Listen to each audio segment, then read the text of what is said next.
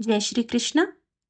सनातन धर्म में एकादशी तिथि का विशेष महत्व है। परिवर्तनीय एकादशी का व्रत भगवान विष्णु को समर्पित होता है। इस दिन भगवान विष्णु और उनके अवतारों की विशेष पूजा की जाती है। यह एकादशी जयंती एकादशी भी कहलाती है। इस व्रत को करने से भगवान विष्णु व्रती के जीवन के सभी पापों का नाश करते हैं और मोक्ष का मार्ग प्रदान करते हैं। यह एकादशी डोल ग्यारस भी कहलाती है। कहते हैं बाल रूप में कृष्ण जी पहली बार इस दिन माता यशोदा और पिता नंद के साथ नगर भ्रमण के लिए निकले थे। पांडुनंदन युधिष्ठिर और भगवान श्री कृष्ण के बीच हुई वार्ता में श्री कृष्ण स्वयं बताते हैं कि इसका यज्ञ करने से वाजपेय यज्ञ का फल प्राप्त होता है। जो मनुष्य इस एकादशी के दिन उनके वामन रूप की पूजा करता है वह तीनों लोकों में पूज्य होता है और उनकी पूजा से त्रिदेव पूजा का फल मिलता है। धार्मिक मान्यताओं के मुताबिक इस दिन भगवान श्री विष्णु अपनी शयन शैया पर सोते हुए करवट लेते हैं, इसलिए इसे परिवर्तनीय एकादशी कहते हैं। इसे पद्मा एकादशी और पार्श्व एकादशी के नाम से भी जाना जाता है। इस एकादशी के विषय में ऐसा भी कहा गया है कि इस दिन माता यशोदा ने भगवान श्री कृष्ण के वस्त्र धोए थे, इसलिए इस एकादशी को जल झूलनी एकादशी भी कहा जाता है। परिवर्तनीय एकादशी के दिन सुबह जल्दी उठकर स्नान करें और पीले वस्त्र धारण करें। भगवान विष्णु का स्मरण करते हुए व्रत का संकल्प लें। घर के मंदिर की साफ सफाई करके एक चौकी रखें, उस पर लाल कपड़ा बिछाकर भगवान विष्णु की प्रतिमा की स्थापना करें।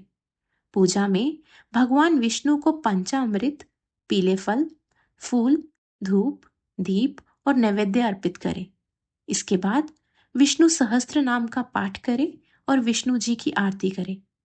परिवर्तनीय एकादशी की पूजा के बाद दान करना शुभ माना जाता है। इस दिन सच्चे मन से अन्न, मिठाई, फल और धन का दान करें। मान्यता है कि इन चीजों का दान करने से पैसों की कमी का सामना नहीं करना पड़ता है। इसके अलावा जीवन के दुख और संकट को दूर करने के लिए परिवर्तनीय एकादशी पर दूध और दही का दान करें। 2024 में परिवर्तनीय एकादशी की तिथि और मुहूर्त इस प्रकार है। इस साल ये एकादशी 13 सितंबर को रात 10:40 पर प्रारंभ होगी, जो अगले दिन 14 सितंबर को रात 8:41 पर समाप्त होगी। उदया तिथि के अनुसार 14 सितंबर को परिवर्तनीय एकादशी का व्रत रखा जाएगा। परिवर्तनीय एकादशी की पूजा का शुभ मुहूर्त 14 सितंबर की सुबह 7:38 से सुबह 9:11 तक है। इस अवधि में व्रत और पूजा का विशेष महत्व होता है और सही समय पर पूजा करने से भगवान विष्णु की कृपा प्राप्त होती है। व्रत का पारण 15 सितंबर को सुबह 6:06 से सुबह 8:34 तक किया जाएगा। पारण का अर्थ है व्रत का समापन करना। एकादशी व्रत का पारण एकादशी के अगले दिन सूर्योदय के बाद किया जाता है। द्वादशी तिथि के भीतर पारण करना आवश्यक होता है। द्वादशी तिथि के भीतर पारण न करना एक प्रकार का अपराध माना जाता है। पारण को हरिवासर के दौरान नहीं करना चाहिए।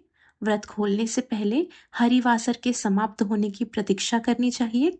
हरिवासर द्वादशी तिथि के पहले 1/4 समय को कहा जाता है। व्रत खोलने का सबसे उत्तम समय प्रातःकाल होता है। यदि किसी कारणवश प्रातःकाल व्रत खोलने में असमर्थ हो तो इसे मध्याह्न के बाद किया जाना चाहिए। इस दिन व्रत के दौरान भगवान वामन की मूर्ति का पूजन किया जाता है।